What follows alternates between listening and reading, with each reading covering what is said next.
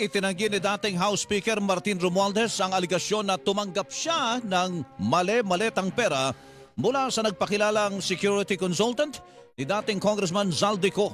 Yan ang sinabi ni Romualdez sa kanyang unang pagharap sa pagdinig ng Independent Commission for Infrastructure kaugnay sa manubalyang flood control projects. So was asked, of course, and he denied it. The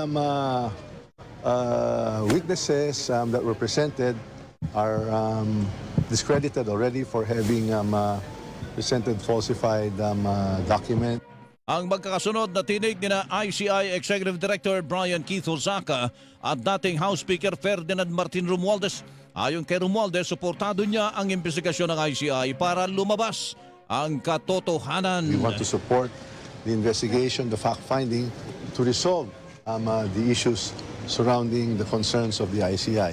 Nagpapasalamat ako talaga sa miyembro ng ICI that I was finally given an opportunity to share my side of the story. It's about facts and evidence and hindi lang political noise or speculation.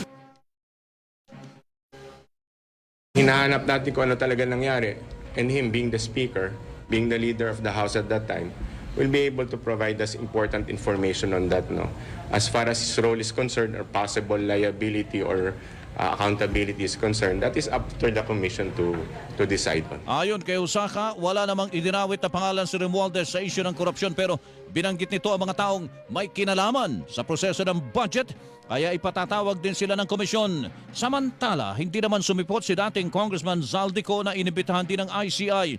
Ayon kay Romualdez, dapat humarap sa ICI ang lahat na inimbitahan o iniimbitahan ng komisyon. Any and all resource persons who are invited here, we expect them to return. Ang tinig din nating House Speaker Ferdinand Martin Romualdez.